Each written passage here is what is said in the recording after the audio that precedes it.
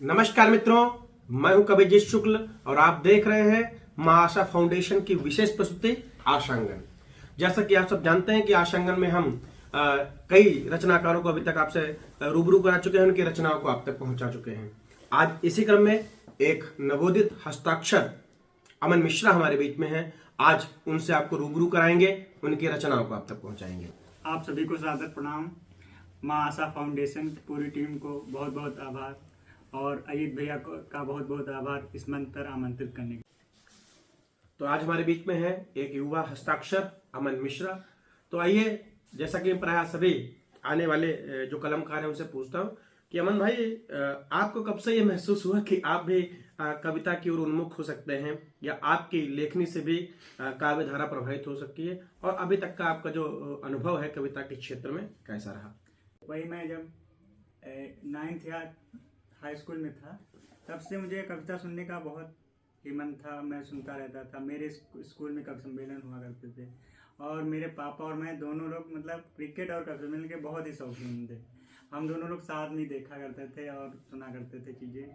फिर इंटर के बाद मैं लखनऊ अपना पढ़ने के लिए गया, तो वही 2019-20 में, वही 2019 लास्ट में मैंने एक दो पंक्तियाँ लिखी और मतलब मुझे नहीं लगता कि मैं मंच पे जाके सुनाऊंगा या परफॉर्म करूंगा। लेकिन वही 2021 में जब 13 अगस्त, मुझे याद है 13 अगस्त 2021 को मैंने अपना पहला ओपन माइक किया था। फिर वहाँ से धीरे धीरे यहाँ तक। अब तो अमन भाई, जैसे अभी आपने बताया कि आपने ओपन माइक से शुरुआत की, प्राय देखा जा रहा है कि जो नई पीढ़ी है बड़ा झुकाव उसका कवि सम्मेलन के प्रति है। तो आप भी कविता के क्षेत्र में आपका झुकाव है, तो साथ साथ आप एक अध्ययनरत छात्र भी हैं। तो दोनों चीजों का सामंजस्य कैसे हो पाता है? देखिए भैया, ये जैसे आपका जिस चीज़ में मन लग जाता है, जिससे आपको लगता है सुकून मिलता है। जैसे मैं पूरा दिन पढ़ाई करता हूँ या पढ़ने के लिए लाइब्रेरी जाता हूँ, शाम को जब आता हूँ जैसे खाना ना खाने के बाद, अब लगता है कि सुकून के लिए कुछ चाहिए, तो अपना कलम उठाई और कुछ चीज़ें पढ़ी और कुछ मन में ख्याल आया तो मैंने लिख दिया या कुछ नया लिख दिया। तो वो मतलब एक सुकून की एक चीज़ है, उससे फिर आदमी संतुष्ट हो जाता है। सही। तो ये अमन मिश्रा जी हैं और प्रश्नों का सिलसिला भी यहीं रोकते हैं, चूंकि मैं समझता हूं आप लोग अमन को सुनना चाहते हैं। एक नई कलम है, आप लोग आशा है कि उसको सराहेंगे भी। तो अमन, मैं चाहता हूं कि जो भी, क्योंकि आप मुक्तक भी लिखते हैं, गीत भी लिखते हैं, गजल भी लिखते हैं, हमारे आशांगन के दर्शक आपको सुनना चाहते हैं। जो भी आपका सर्वश्रेष्ठ हो हमारे दर्शकों तक पहुंचाए। जी भैया, मैं पहली 4 पंक्तियां आपके बीच रखता हूँ। स्वागत है भैया। मेरे सपनों के गुलदस्ते सभी आबाद रखना तुम। क्या कहने? मेरे सपनों के गुलदस्ते सभी आबाद रखना तुम। वाह। मिले हर एक रस्तों पर यही फरियाद रखना तुम। उन्होंने ये कहा हमसे कभी भी भूल मत जाना। वाह। उन्होंने ये कहा हमसे कभी भी भूल मत जाना। उसी लहजे में बोले हम, हमें भी याद रखना। क्या कहने? वाह। इसी क्रम में मैं आप सभी के बीच कुछ मुक्तक और रखता हूँ। अगली 4 पंक्तियाँ आपके बीच रखता हूँ, सुनिए कि मेरा आगाज जो भी है मगर अंजाम बन जाओ। वाह। मेरा आगाज जो भी है मगर अंजाम बन जाओ। ठहर लो मुझ में कुछ पल भर, मेरा वो दाम बन जाओ। चलो इस प्यार को हम जीतते हैं एक निशानी से। वाह। चलो इस प्यार को हम जीतते हैं एक निशानी से।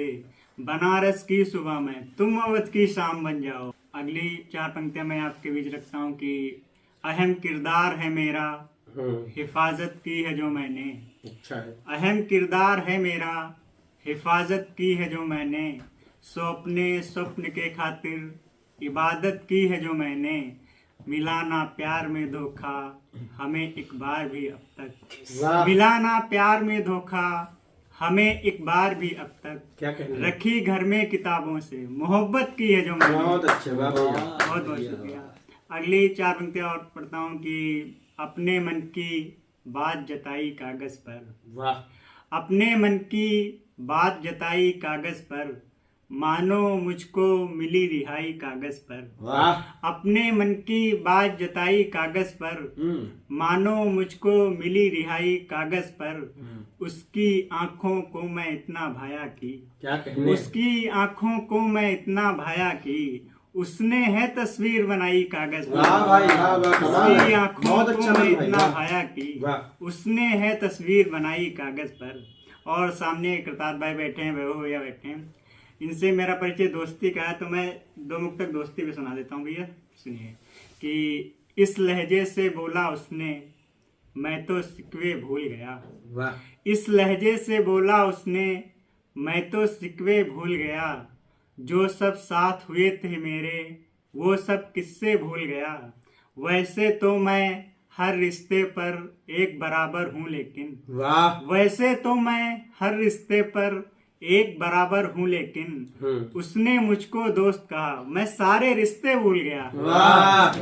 वैसे तो मैं हर रिश्ते पर क्या कहने। एक बराबर हूँ लेकिन, उसने मुझको दोस्त कहा, मैं अच्छा है। सारे रिश्ते भूल गया। अगला मुक्त पढ़ता हूँ इसी श्रृंखला की। साथ तुम हो सफर में तो चलता हूँ मैं, वाह। साथ तुम हो सफर में तो चलता हूँ मैं। ये ना समझो बिछड़ने से डरता हूँ मैं।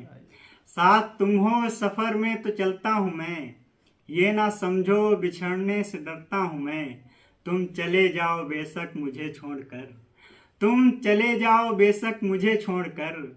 अपने यारों को दुनिया समझता हूँ मैं। वाह, वाह। तुम चले जाओ बेशक मुझे छोड़कर, वाह कहने। अपने यारों को दुनिया समझता हूँ मैं। अगला मुक्तक और आपके बीच रखता हूँ कि कोई मंजर बनाना नहीं चाहता, कोई मंजर बनाना नहीं चाहता, अपने दिल को दुखाना नहीं चाहता। कोई मंजर बनाना नहीं चाहता, अपने दिल को दुखाना नहीं चाहता। जानता हूँ कि मिलना कठिन है मगर, जानता हूँ कि मिलना कठिन है मगर, मैं तुम्हें भूल जाना नहीं चाहता। जानता हूँ कि मिलना कठिन है मगर, मैं तुम्हें भूल जाना नहीं चाहता। अगली चार पंक्तियां और पढ़ता हूँ कि ये सारी व्यर्थ बातें हैं, अभी सब कल्पनाएं हैं। ये मुक्तक, ये किस्से सभी के साथ होते रहते हैं। सुनिए कि ये सारी व्यर्थ बातें हैं, अभी सब कल्पनाएं हैं। जो हुए जो दूर मुझसे थे कि मेरे पास आए हैं। ये सारी व्यर्थ बातें हैं, अभी सब कल्पनाएं हैं। हुए जो दूर मुझसे थे कि मेरे पास आए हैं। कई किरदार हैं लोगों के इस जीवन समर्पण में, कई किरदार हैं लोगों के इस जीवन समर्पण में।